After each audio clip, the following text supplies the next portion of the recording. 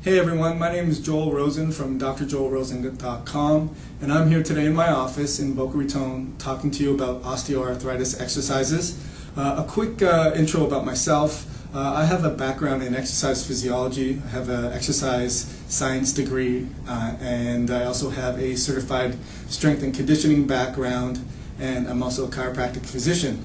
And probably more importantly, I am one of you in that I've hurt my back several times. Most recently, 7 weeks ago, I was in the gym and I had an injury where I was squatting and I ended up herniating 3 discs, and I'm still recuperating. So I've tried to come up with exercise programs for those that have bad injuries or have advanced arthritis changes and are looking to do things on their own. Today I want to talk to you specifically about resistant band training or tubing training, and I have a couple of examples for you today. It takes minimal equipment. I have here a red resistance band that you could probably get. I'll put a link on the video at the end of this video on my site to see where you can get it. Or we have here also tubing with handles. And this is also something that I'll put a link to.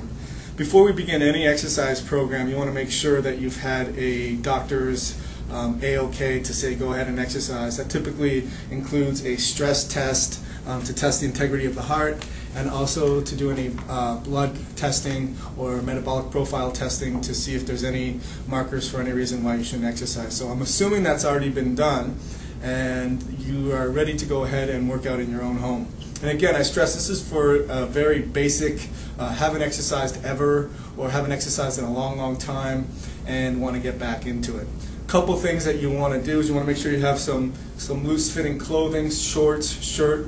As you increase your body temperature, you're going to want to make sure that you're able to cool down and you don't want to be too insulated. Some comfortable shoes, obviously, to reduce the pressure across the joints. And also I have here matting. This matting is really good. I actually have 8-year-old kids that I stole this matting from their playroom, so there's a little piece in our playroom missing. But I would suggest you can go to any place to get this flooring, and that will reduce the shock on your body. I want to talk about the components of an exercise, good exercise program. First, you have the warm-up. You want to increase the body's temperature to prepare it for the exercise that follows. Specifically with osteoarthritis patients, you want to make sure that their joints are well lubricated, they're warmed up, they're more flexible than they're used to, given that they've lost a lot of movement in those joints. And you want to make sure your muscle's nice and malleable or is stretchable. So first thing you're going to do is you're going to warm up. Now we don't have any specific cardiovascular equipment, but we can walk in place. I'll go over that in 1 second. Next thing you want to do is you're going to want to do a generalized stretching program. Your muscles are like elastics. The warmer they are, the more flexible they're going to be. So after you've warmed up, you want to get into a nice generalized stretch. And then I like to go into more of a more specific stretch for those that have osteoarthritis and want to stretch different areas in their body that have succumbed to some of the changes. The next is we're actually going to put together a routine for you today, a very general routine that includes major body parts that you can do on your own, that you can start increasing your posture, improving your endurance, improving your strength, and also improving your balance. Then lastly, we're going to do a cool down. Cool down is essential to bring the heart rate down, make sure that you're not just stopping and having a pool of blood supply in the working muscles away from the generalized circulation of the body. If you do that, you get lightheaded, could faint, and also have some soreness too. So I'm going to start video 1 with a generalized warm-up. This is something that I put together. Basically what it is we're going to do what's called marching in place. Obviously it's something you can do on your own. To make it easy, I do 3 sets of 10. And what you're going to do is you're going to start, for those that have really bad balance, make sure you're right up against the wall. If you want to try to improve your balance, then be away from the wall. But if you want to try to just make sure you're secure, be against the wall. And what you're going to do is you're just going to march in place with your hands on your hips. So if I'm against the wall, I'm just going to march in place, try to get your knees high. And what I like to do is I like to count to 50. So I'm just doing 1, 2, 3, 4, 5, 6, 7, 8, 10, and we do that right to 50. 2, 3. You should start feeling your heart rate go up. 20, good. Keep going. Seems really basic, but it's a good warm-up to do just to get your heart rate elevated. 30, then we keep going. If it's too fast, you can slow down. Really, you want to improve your endurance so that you can get up to about 50 reps, 40, and then we'll do 10 more. Good. Good. We take a break. I'm actually a little bit out of shape myself because like I said, I hurt my back 8 weeks ago, and I haven't done too much exercising since then because of that. So what you do is you wait for about 30 seconds, and then you're going to start that again. One of the things I like to do is actually go through the workout, because a lot of the videos that I watch just sort of show you the workout, but you're not doing it together. So this is what you would do. Wait till you get your breath back. So if you still feel like you're out of breath, you get your breath back. Then the next set I like to do is I like to try to have my hands alternating with my walking. So as if I'm just walking, and I'm doing that again 50 times. If your balance is bad, you can try to be against the wall and maybe do that 25 times, and then you would switch. Good, so you keep going. Good. So that's 20.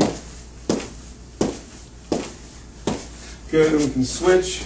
And so you're just getting the other one going. What you're trying to do is you're just trying to lubricate your joints, get the joints moving. This may seem really basic for some people, but for others that haven't exercised for a long time, this is a great exercise to do. Good, and let's say 5 more. Good, so just take a break. Heart rate should be elevated. You're trying to get the blood working to the working muscles, joints lubricated. Even if you just did this was the only thing you did, still a start. And then the last set, again, wait for your heart rate to come down. I almost liken it like if I had a friend here and we're carrying on a conversation, and I'm like, I can't talk, then it's going, I have to wait a little longer. All right, so then the last set is we're going to try to really extend our arms, so we're getting movement in our shoulder joints. We're also, by way of that, getting movement across the spine and the thoracic area, also in the pelvis. And what I'm basically going to do is I'm going to really extend up high, and I'm trying to get my hips elevated. And again, if you're going too fast, slow it down, and I just count 10.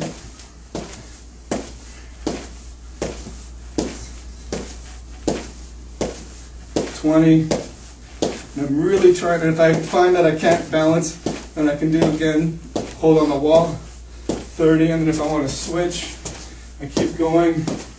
I'm trying to coordinate that.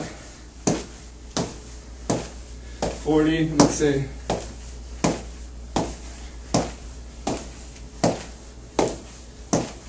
50. Okay, we're almost done here with the warm-up.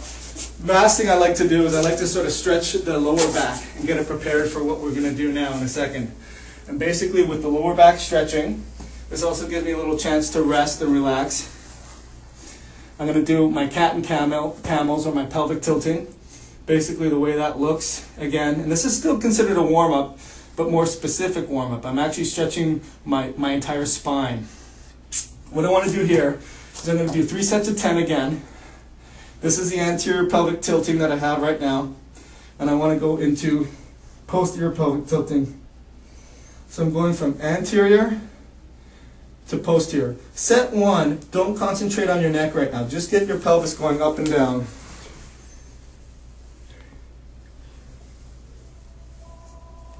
Five, good.